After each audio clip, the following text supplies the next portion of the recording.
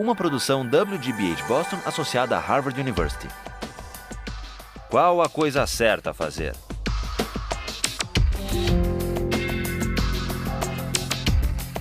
Justice, com Michael Sandel. We have two remaining questions to answer. First, is it necessary, is it unavoidable, to take up questions of the good life in thinking about justice? Yes. And is it possible to reason about justice? Yes, I think so. Let me try to develop those answers to those two questions. Now, as a way of addressing those questions, we began last time to discuss the question of same-sex marriage. And we heard from those who argued against same-sex marriage on the grounds that the purpose or telos of marriage is, at least in part, procreation, the bearing and raising of children. And then there were those who defended same-sex marriage, and they contested that account of the purpose or telos of marriage, arguing, we don't require, as a condition of heterosexual marriage, that couples be able or willing to procreate. We allow infertile couples to marry. This is Hannah's point in the exchange with Mark. But then there was another position, expressed at the end of our discussion by Victoria, who argued we shouldn't try to decide this question. We shouldn't, at least at the level of the state, at the level of law, try to come to any agreement on those questions about the good, because we live in a pluralist society where people have different moral and religious convictions. And so we should try to make law and the framework of rights neutral with respect to these competing moral and religious views. Now, it's interesting that others, some others, who favor the idea of neutrality, argued not in favor of restricting marriage to a man and a woman, nor in favor of permitting same-sex marriage. They argued, in the name of neutrality, for a third possibility, which is that government get out of the business of recognizing any kind of marriage. That was the third possibility. Now, Andrea Mayrose had an interesting contribution to this debate. She had a rejoinder to people who argue for neutrality. Where is Andrea? All right. Andrea, would you be willing, share with us the view, if we can get you a microphone. Share with us your view. Why do you think that it's a mistake for the state to try to be neutral on moral and even religious questions like same-sex marriage? I don't know that it is possible, because people's lives are completely embedded in how they view the world, and maybe I just agree with Aristotle that the role of the government is helping people live in a sort of, like, having a collective understanding of what is wrong and what is right. Is it possible, and one could ask the same question of abortion that we've been asking of same-sex marriage, do you think it's possible to decide whether abortion should be permitted or prohibited without taking a stand or making a judgment about the moral permissibility of abortion? No, I don't think it is, and I think that's why it's such a controversy, because people are so deeply committed to, like, their fundamental beliefs about whether a fetus is a life or if it isn't. So if I believe that a fetus is a living being and has rights and has like fundamentally the right to live, then it's very hard for me to say, but I can put that aside and let you do what you want, because that's like me saying, well, despite my beliefs, I'm going to let you commit what to me is murder. So, and I mean, that's just All right, one. and the analogy in the same-sex marriage case is, you said you're a defender of same-sex marriage. Yes. But you only came to that view once you were persuaded on the underlying moral question. Right. Well, I think particularly in the U.S., so many people's beliefs are driven by their religious beliefs. And like Mark the other day, I'm Christian, I'm Catholic, and I had to decide for myself, like on a lot of thought, a lot of prayer, a lot of conversations with other people, that I disagreed with the Catholic standpoint that homosexuality itself isn't a sin. And once I came to that sort of conclusion in my personal relationship with God, like, I mean, that sounds hokey, right? That's like, oh, religious. But a lot of people are religious, and that's where they draw their beliefs and their views from. That's when I could say, yeah, I'm down with the state saying, go same-sex marriage, because I'm okay with that. And right. I think that's morally okay. Good, thank you. Now, who would like to reply, if you can perhaps hang on there for a moment, who would like to reply to Andrea's idea that in order to decide the question of same-sex marriage, it's necessary to sort out the question about the moral status of homosexuality and figuring out the purpose, the telos, the proper end of marriage? Who disagrees with Andrea on that point? Yes? Well, I think you absolutely can separate your moral opinion and what you think the law should be. For example, I think abortion is unequivocally morally wrong, but I do not believe that illegalizing abortion makes it go away. I don't believe illegalizing abortion stops it, and therefore I am pro-choice, and I do believe the woman should have the choice, as it gives them more safety, just as maybe morally I don't want to get married to a man, but I'm not going to try to, impede someone else's freedom to do what they wish to do in terms of the law.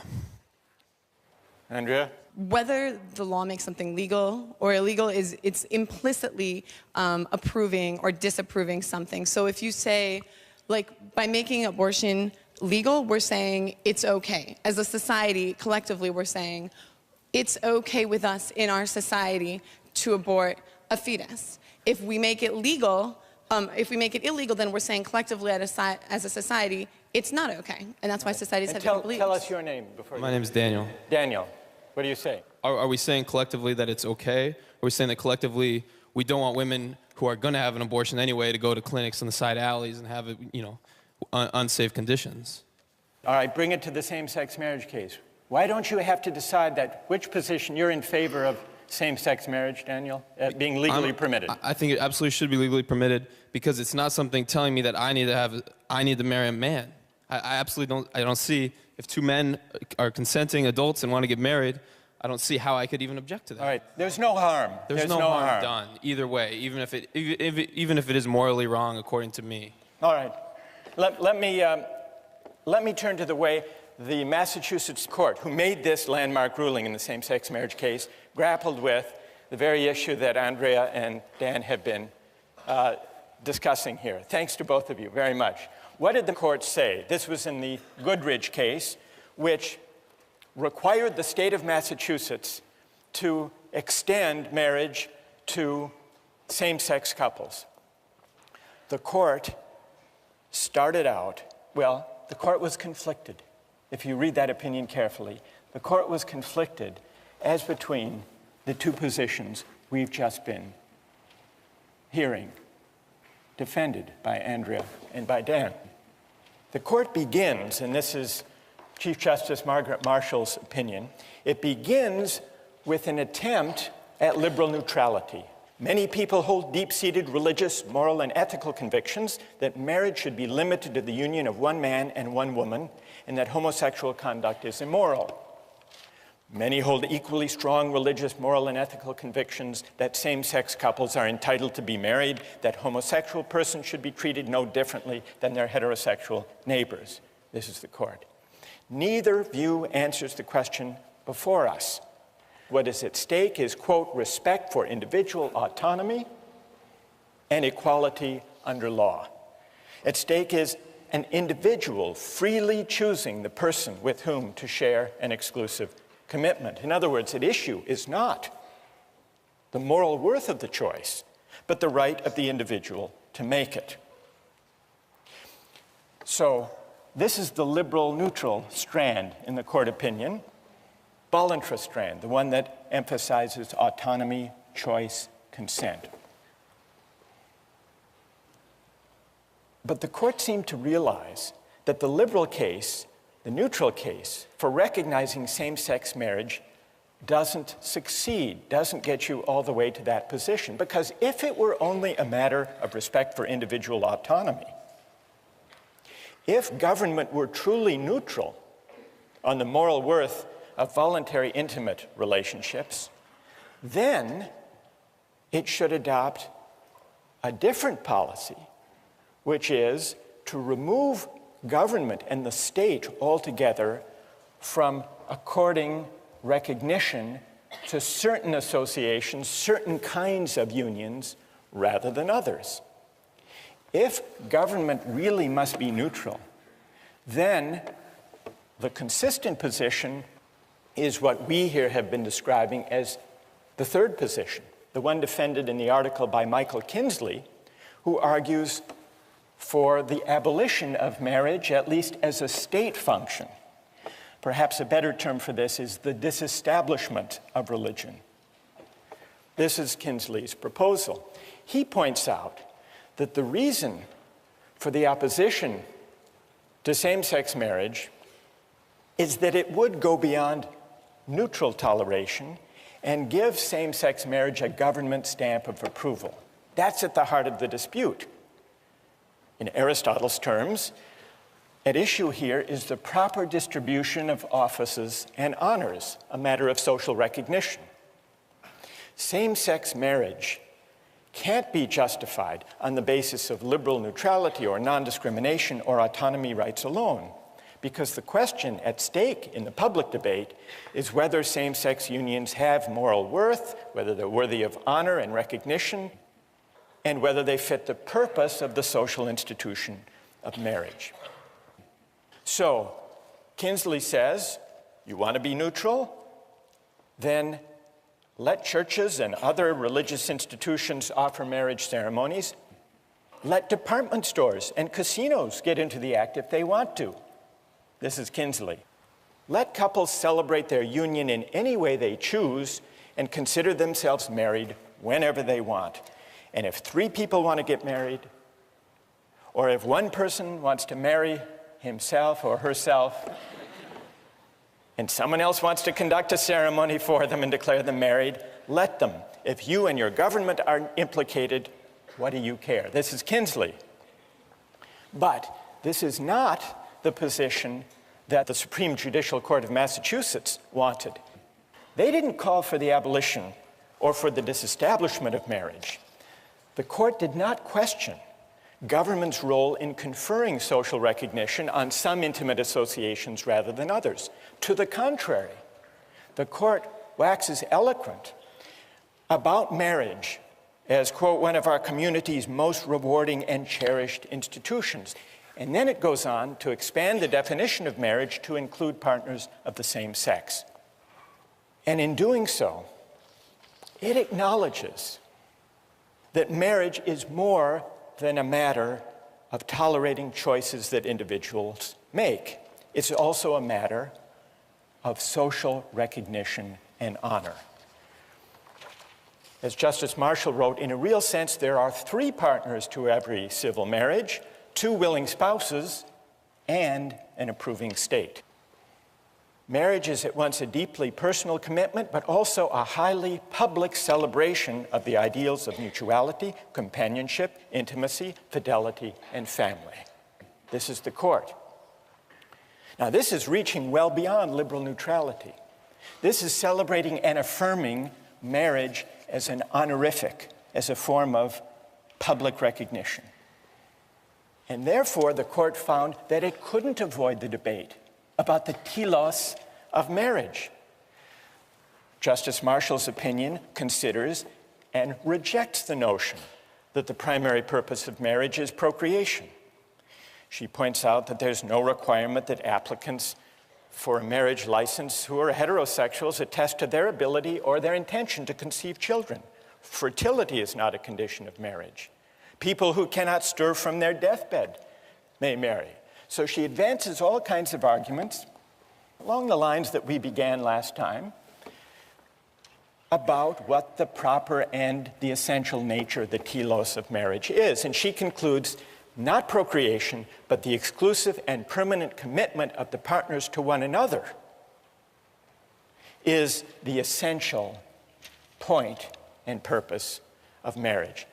Now, nothing I've said about this court opinion is an argument for or against same-sex marriage, but it is an argument against the claim that you can favor or oppose same-sex marriage while remaining neutral on the underlying moral and religious questions.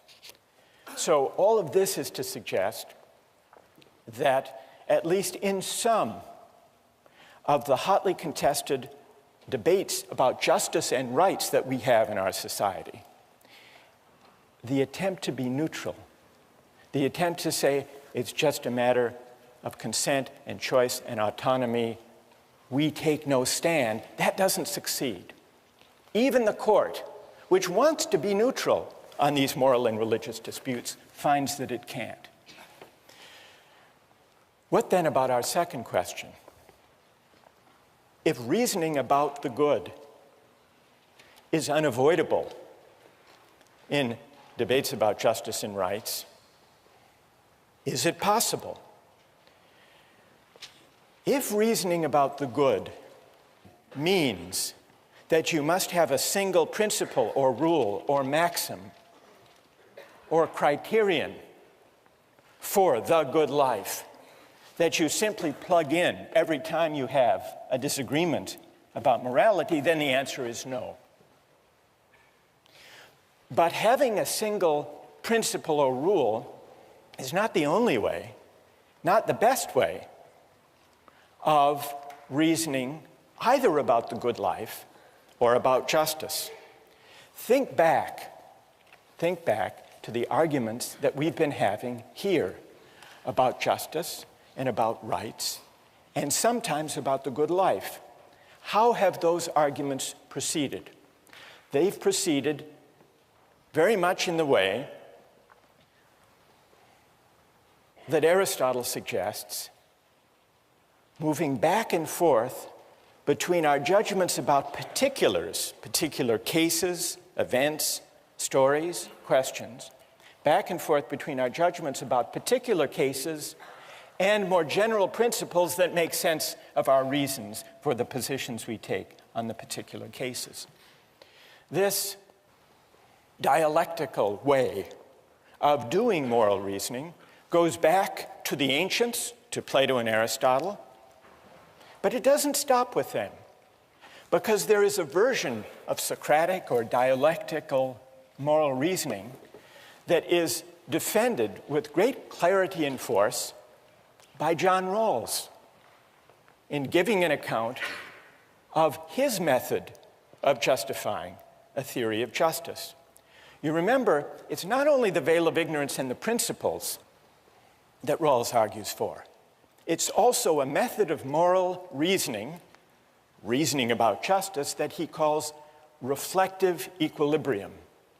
What is the method of reflective equilibrium? It's moving back and forth between our considered judgments about particular cases and the general principles we would articulate to make sense of those judgments. And not just stopping there, because we might be wrong in our initial intuitions. Not stopping there, but then sometimes revising our particular judgments in the light of the principles once we work them out. So sometimes we revise the principles, sometimes we revise our judgments and intuitions in the particular cases. The general point is this, and here I quote Rawls: a conception of justice can't be deduced from self-evident premises. Its justification is a matter of the mutual support of many considerations, of everything fitting together into one coherent view. And later in A Theory of Justice, he writes, moral philosophy is Socratic. We may want to change our present considered judgments once their regulative principles are brought to light. Well, if Rawls accepts that idea and advances that notion of reflective equilibrium, the question we're left with is, he applies that to questions of justice, not to questions of morality and the good life.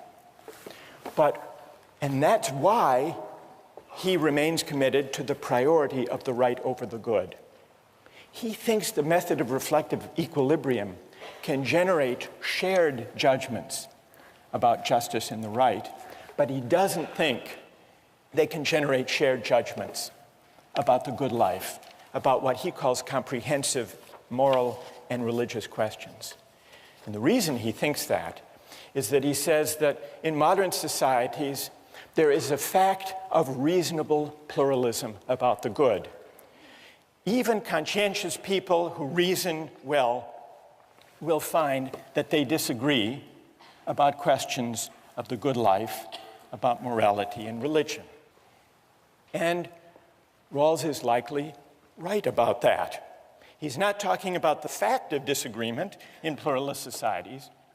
He's also suggesting that there may be persisting disagreements about the good life and about moral and religious questions. But if that's true, then is he warranted in his further claim that the same can't be said about justice?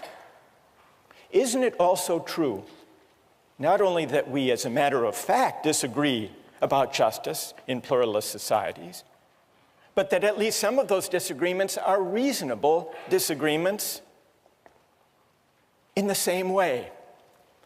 Some people favor a libertarian theory of justice, others a more egalitarian theory of justice, and they argue. And there is pluralism in our society as between free market, laissez-faire, libertarian theories of justice and more egalitarian ones.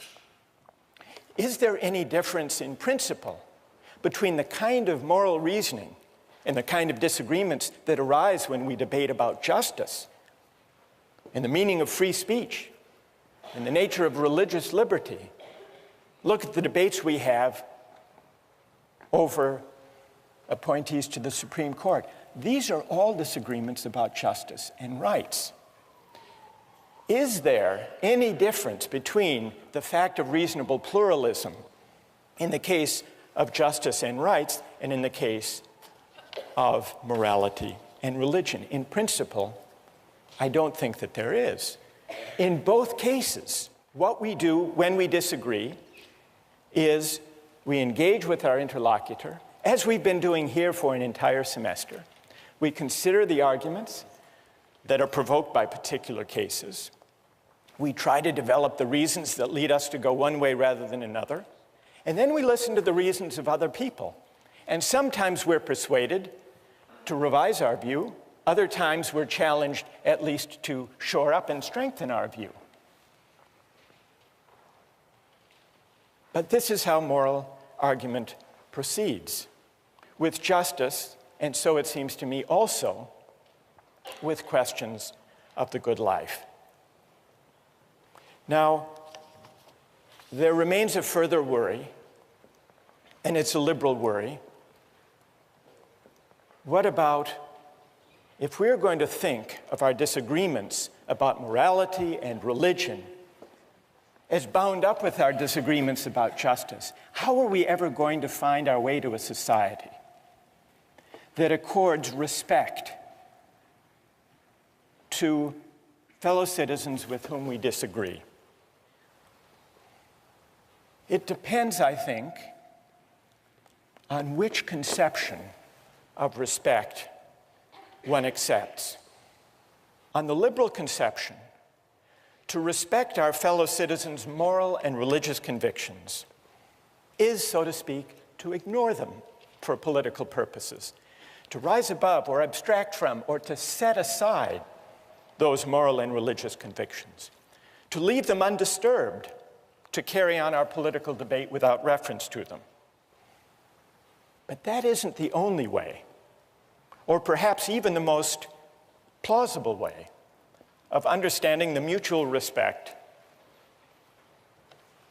on which democratic life depends. There is a different conception of respect, according to which we respect our fellow citizens' moral and religious convictions not by ignoring, but by engaging them, by attending to them, sometimes by challenging and contesting them, sometimes by listening and learning from them. Now, there's no guarantee that a politics of moral and religious attention and engagement will lead in any given case to agreement. There's no guarantee it will lead even to appreciation for the moral and religious convictions of others. It's always possible, after all, that learning more about a religious or a moral doctrine will lead us to like it less. But the respect of deliberation and engagement seems to me a more adequate, more suitable ideal for a pluralist society. And to the extent that our moral and religious disagreements reflect some ultimate plurality of human goods, a politics of moral engagement will better enable us, so it seems to me, to appreciate the distinctive goods our different lives express. When we first came together some 13 weeks ago, I spoke of the exhilaration of political philosophy and also of its dangers, about how philosophy works and has always worked by estranging us from the familiar, by unsettling our settled assumptions. And I tried to warn you that once the familiar turns strange, once we begin to reflect on our circumstance, it's never quite the same again. I hope you have by now experienced at least a little of this unease, because this is the tension that animates critical reflection and political improvement, and maybe even the moral life as well. And so our argument comes to an end in a sense, but in another sense goes on. Why, we asked at the outset, why do these arguments keep going, even if they raise questions that are impossible ever finally to resolve? The reason is that we live some answer to these questions all the time. In our public life and in our personal lives, philosophy is inescapable, even if it sometimes seems impossible. We began with the thought of Kant, that skepticism is a resting place for human reason, where it can reflect upon its dogmatic wanderings, but it is no dwelling place for permanent settlement. To allow ourselves simply to acquiesce in skepticism or in complacence, Kant wrote, can never suffice to overcome the restlessness of reason. The aim of this course has been to awaken the restlessness of reason and to see where it might lead. And if we have done at least that, and if the restlessness continues to afflict you in the days and years to come, then we together have achieved no small thing. Thank you. Thanks. Thank you. Thanks. Thanks. Thanks a lot. Thanks. Thank you. Thank you. Thanks. Thank you.